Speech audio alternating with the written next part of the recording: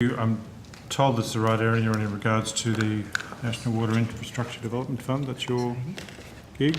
Yes. So, firstly, that fund's now expended, is that right? Pretty much, there's no remaining money in that? Senator, there's a fund and there's a loan facility. So the grant funding is almost fully exhausted. I think there's something like $800,000 left over in grant funding. And in relation to the loan facility, the $2 billion loan facility, there is one commitment for $50 million that's been made. Okay. So I'm interested in the fund. I understand there was part of the fund provided to the Southern Downs Regional Council last year to conduct a feasibility study for the Emu Swamp Dam, a bit south around Stanthorpe. Drew Edwards, Acting General Manager, Regional and Dams Policy. Yes, that's correct. There was funding provided for a feasibility study into Emu Swamp Dam. Right, and that was provided to the Southern Downs Regional Council, the local government authority there? So the process is that these feasibility studies are nominated by the Queensland Government, and the funding goes to the Queensland Government, and the Queensland Government contracted the Southern Downs Regional Council. Right, and that council conducted an initial study, as I understand it, through a group called GHD, is that right? That's right. The council began the study and contracted GHD to undertake the first part of the study. Okay, and they provided that? We have a copy of that initial report, yes. And everybody was happy with all that?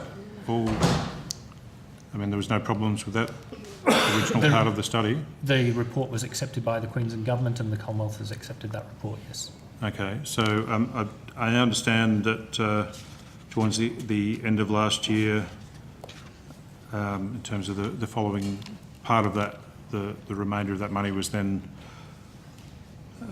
removed from the Regional Council and given to local Chamber of Commerce. Is that correct? So the Queensland Government advised us after the initial report that the Southern Downs Regional Council no longer wished to continue with the feasibility study as approved.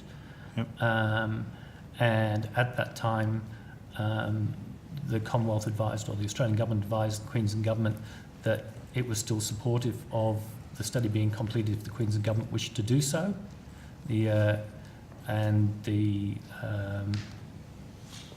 Just got to check who it is. The local council, not the local council, who's Commerce, Chamber of Commerce. Stanford and Granite Belt. Yeah, Stanford and Granite Belt Chamber of Commerce indicated that they were interested in completing the feasibility study as approved, and the Queensland Government has subsequently contracted them to do so. And they're working in partnership with Southern Downs Council. Sorry, I might have the same hearing problems as Senator Stoll, but you're much quieter in this room than the other committee room, perhaps. But so, sorry,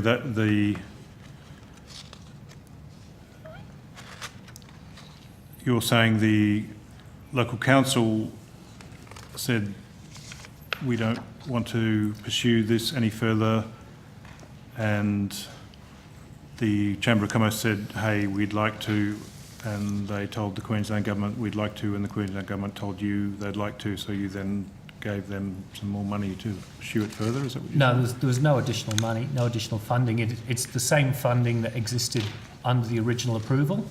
And what has happened is the Southern Downs Regional Council did the first part of the feasibility study.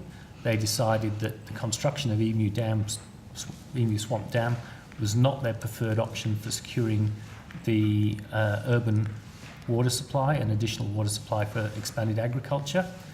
And at that time, they sought to change the purpose of the feasibility study outside of the approved scope. Sorry, the council sought to change the... Yes, that's correct. Right. The Australian Government advised Queensland that Queensland sought advice from us, and we advised them that our preference was for the study to be completed as agreed, at which time they identified that there was an alternative to delivering the study. So firstly, so this was like, it was, I think, around about $3 million, roughly, as I understand it.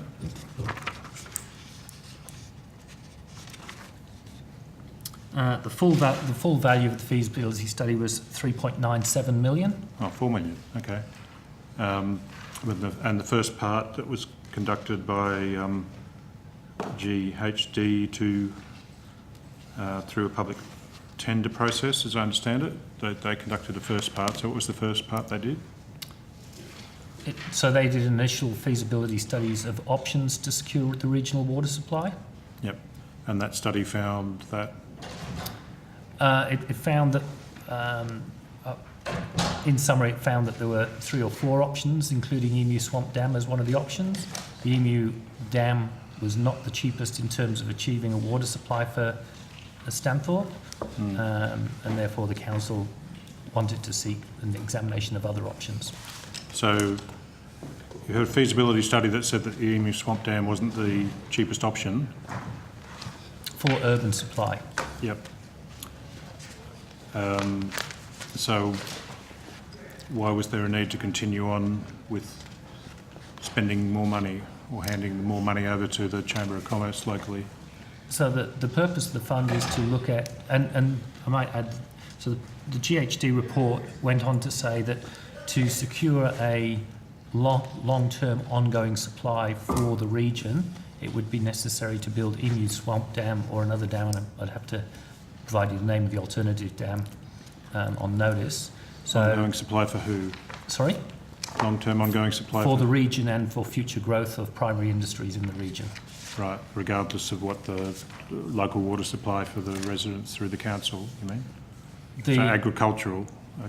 For a combination of both, yes, to secure long-term supply. But didn't the GHD original report said that there are cheaper options than the dam to provide supply for the local residents in terms of not agricultural but for council? That's right. For only part of the purpose of the project, there was there were alternative options to be considered. Okay. So you're saying the council went, we don't want any more of this, we're out of this, and you're saying we want to keep having some more studies happening. Is that what you're saying? From the correspondence that we received from the council, they indicated that they wanted to consider a range of broader options. A number of those were solely focused on urban supply. The primary purpose of the fund is not urban supply, and projects that are solely looking at urban supply are actually outside of the remit of the fund. Is that confidential correspondence? Are you able to provide that? Or?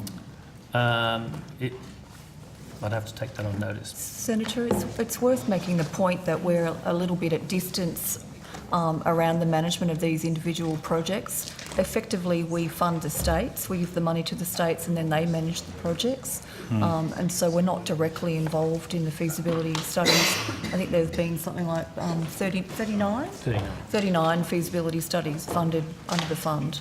So we're happy to take any of those questions on notice, Senator, but we don't always have the detail on each of them. And we would simply consult with the council before making the correspondence available, Senator, that's all.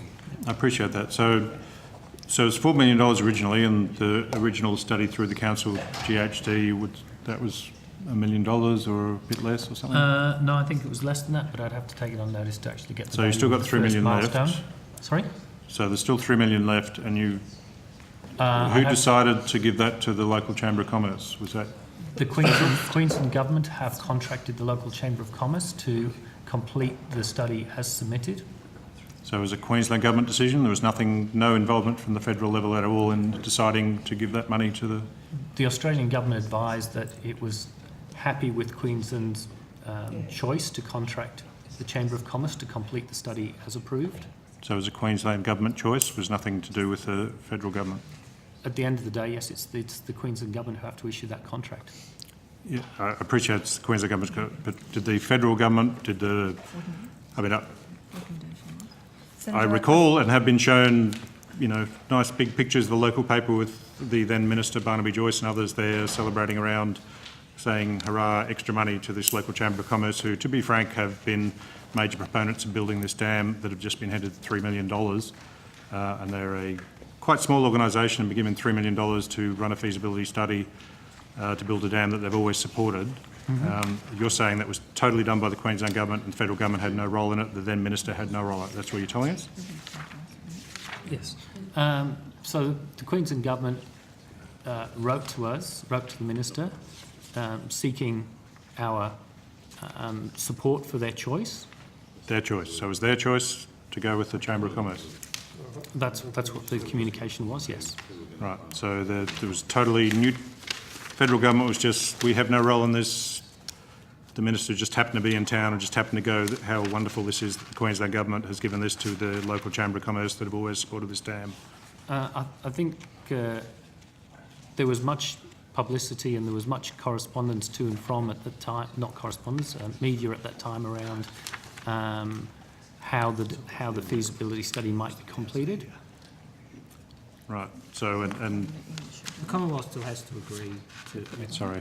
Sorry. Senator, I'll just clarify, I think, for my colleagues, the Commonwealth still has to agree. It doesn't just take the Queensland Government's recommendation in this case and say, do whatever you like. So there is an active step on the Commonwealth side to agree that, as far as I understand, with the Queensland proposal. Senator, my colleague has advised that we sign and agree schedules with each of the states, which would identify the particular projects that the Commonwealth has funded.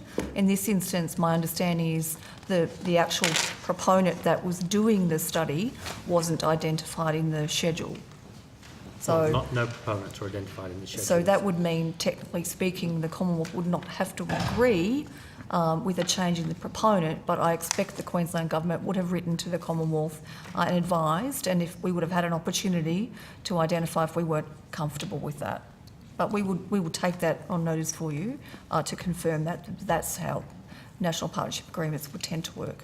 Are you able to provide, subject to obviously checking with Queensland Government and all the relevant people, correspondence backwards and forwards? We'll seek advice. We'll take it on notice to seek advice from those people, those correspondents. So do you know how large the local Chamber of Commerce is? I don't personally know How many staff they have? I don't personally know that detail, no. So, I mean, a $3 million grant to an organisation that might have one full-time staff person, is that what you normally do? Or We haven't made that grant. The Queensland Government has made that choice to contract with them. it's come out of your fund though? It has, and we work with the Queensland Government. The Queensland Government's undertaking this study.